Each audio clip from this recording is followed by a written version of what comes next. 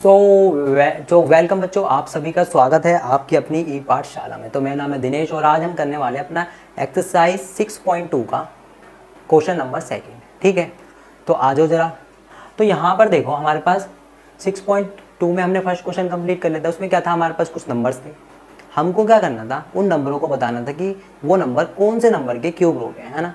तो जो हमारा क्वेश्चन नंबर सेकेंड है, जो भी हमने अभी तक इस चैप्टर के अंदर पढ़ा है, जिस बच्चे ने बहुत अच्छे से पढ़ा होगा, वो सारे जो हमारे ये लास्ट क्वेश्चन है सेकंड में, इसमें सारे क्वेश्चनों का निचोड़ है। ठीक है, तो हम इसको पढ़ लेंगे तो हमको इस चैप्टर के बारे में थोड़ी और अच्छी नॉलेज हो जाएगी, है ना। तो देख लेते हैं क्या क्या है। देखो, इसके अंदर पहला ट्रू और फॉल्स बताना है सबसे पहले। ठीक है, यहीं पे कर लेंगे इस क्वेश्चन को, कोई दिक्कत नहीं है ना। इसको मिटा देता हूँ मैं यहाँ पर।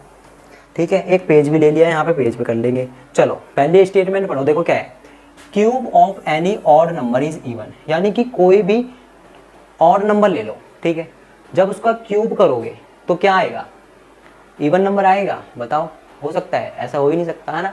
क्योंकि मैंने क्या बताया था कि जब हम क्यूब नंबर, किसी भी ऑड नंबर का क्यूब करेंगे तो आने वाला नंबर भी ऑड ही होगा, है ना।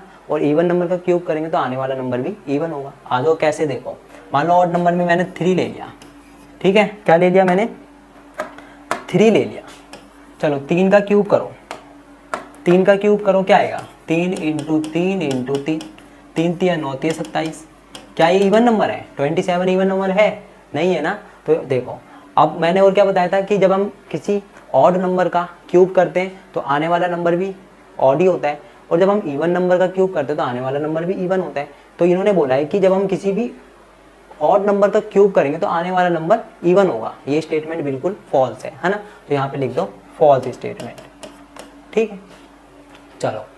If square of a number end with 5 then its cube end with 25। देखो, इन्होंने क्या बोला है कि जब हमारे पास कोई नंबर है, जब मैं उस नंबर का स्क्वायर करूँगा, ठीक है, और वो नंबर कैसा है कि उसका जो लास्ट डिजिट है वो 5 है। ठीक है, और जब मैं उस वाले नंबर का क्यूब यानी कि क्यूब करूँगा तो जो आने वाला नंबर होगा वो 25 से कम खत्म हो रहा होगा। कैसे, देखो, यहाँ बोल रहा है if square of a number end with 5। अगर मेरे पास कोई नंबर है, कोई नंबर है जो 5 से खत्म हो रहा है, ठीक है, जब मैं इसका स्क्वायर करूंगा तो कितना आएगा, 225, है ना। 225 आएगा। और ये बोल रहा है कि then it cube end with 25, और जब मैं इसका क्यूब करूंगा तो आने वाला नंबर 25 से खत्म हो रहा होगा। ऐसा होगा, देख लेते हैं एक बारी। देखो, जब मैं इसका क्यूब करूंगा तो 225 को 15 से मल्टीप्लाई कर दो बस। 15 पंजे 75 का 5 हासिल लगा 7, 15 दूनी 30 7, 37 का 7 हासिल लगा 3, 15 दूनी 30 और 3 33। क्या ये 25 से खत्म हो रहा है? बोलो, 25 से खत्म हो रहा है? नहीं हो रहा ना। तो ये स्टेटमेंट क्या होगी, एक फॉल्स स्टेटमेंट है। ठीक है, इन्होंने बोला था कि अगर हमारे पास कोई नंबर है जो 5 से खत्म हो रहा है, ठीक है, यानी इसको लास्ट डिजिट क्या है, 5, जब मैं उस नंबर का स्क्वायर करूंगा, ठीक है, जो भी नंबर आएगा, ठीक है, जो भी यहाँ पे देखो, जो मैंने इसका स्क्वायर करा तो वो नंबर क्या है, 5। कितना है मेरे पास, 225, है ना। और इन्होंने बोला जब मैं इसी वाले नंबर का क्यूब करूंगा तो जो नंबर आएगा ना मेरे पास, वो नंबर 25 से खत्म हो रहा होगा, यानी कि लास्ट डिजिट क्या होंगे उसके, 25 होगा। लेकिन मैंने जब क्यूब करके देखा तो मेरा डिजिट क्या है, 75, यानी कि ये स्टेटमेंट फॉल्स हो गई। ठीक है, चलो 3 पे आ जाओ, थर्ड स्टेटमेंट पे। देयर, यहाँ पे क्या है, if square of a number end with, यहाँ पे सेकंड पे आ जाओ। देखो, ये वाली स्टेटमेंट हो गई। यहाँ पे second statement, cube of any odd number is even. तो ये हमारी स्टेटमेंट फॉल्स थी, पहली स्टेटमेंट, है ना। पहली स्टेटमेंट हमारी फॉल्स थी। ठीक है, तो मैंने ये थर्ड स्टेटमेंट पे क्या है, if square of a number end with 5 then its cube end with 25, ये भी स्टेटमेंट फॉल्स हो गई। ठीक है, तो ये हमारी जो सेकंड स्टेटमेंट है ये रह गई है अभी, है ना। अब perfect cube does not and with 2 zeros। तो ये क्या है, स्टेटमेंट एक ट्रू स्टेटमेंट है ना। यानी कि जब परफेक्ट क्यूब होगा कोई नंबर तो जो उसके लास्ट में 2 जीरो से खत्म होगा कभी वो नंबर, बताओ। हमेशा क्यूब के लिए क्या जोड़े बनते हैं, 3 के जोड़े बनते हैं, है ना। तो ये क्या बोल रहा है, a perfect cube does not and with 2 zero. जो परफेक्ट क्यूब है वो 2 जीरो से खत्म नहीं होगा। तो ये स्टेटमेंट बिल्कुल एक ट्रू स्टेटमेंट है ना। ये तो एक ट्रू स्टेटमेंट है कि जो परफेक्ट क्यूब है वो 2 जीरो से कभी नहीं खत्म होता है, उसमें लास्ट में क्या आता है, 3 जीरो आते हैं, है ना। चलो, there is no perfect cube which end with 8। ये बोल रहा है कि ऐसा कोई नंबर नहीं है, ठीक है, ऐसा नंबर नहीं है, ऐसा कोई भी क्यूब रूट नहीं होगा जिसका एंड जो है वो 8 से हो। ठीक है, तो ये स्टेटमेंट एक फॉल्स स्टेटमेंट है। ऐसा भी होता है, कुछ नंबर्स होते हैं हमारे पास। देखो, जैसे मेरे पास एक नंबर है यहाँ पर जैसे मेरे पास नंबर है 8 का क्यूब, देखो यहाँ पे 8 ले लो।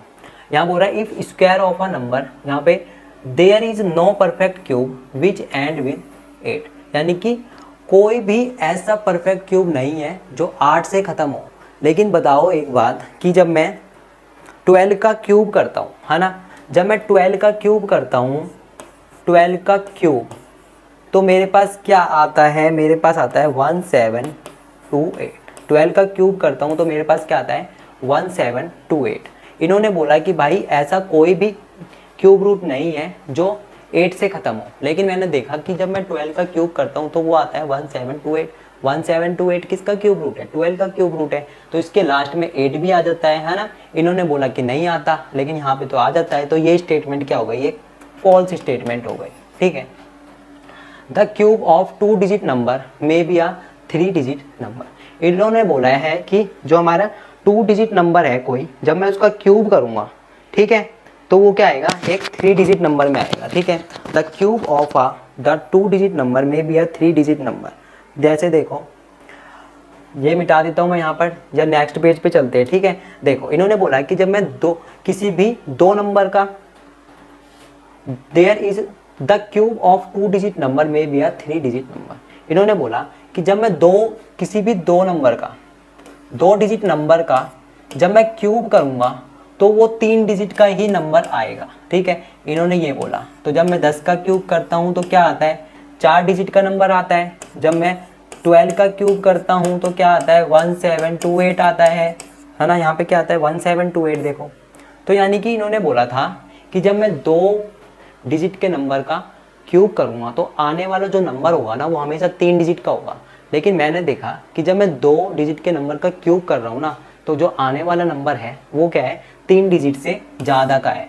3 डिजिट से ज़्यादा का है ना। तो ये स्टेटमेंट क्या हो गई, ये स्टेटमेंट एक फॉल्स स्टेटमेंट हो गई। ठीक है, देखो अब 6th पे आ जाओ। The cube of a 2 digit number में हैव 7 और मोर डिजिट। ठीक है, the cube of a 2 digit number में हैव 7 और मोर डिजिट। इन्होंने बोला जब मैं किसी भी 2 डिजिट नंबर का क्यूब करूँगा तो जो आने वाला नंबर होगा ना, वो 7 डिजिट का होगा या 7 से ज़्यादा का होगा। लेकिन ये स्टेटमेंट भी इनकी फॉल्स हो गई, क्योंकि मैंने 2 डिजिट के नंबर का जब क्यूब करा तो आने वाला नंबर क्या 7 डिजिट का है, ये तो 4 डिजिट का ही है ना।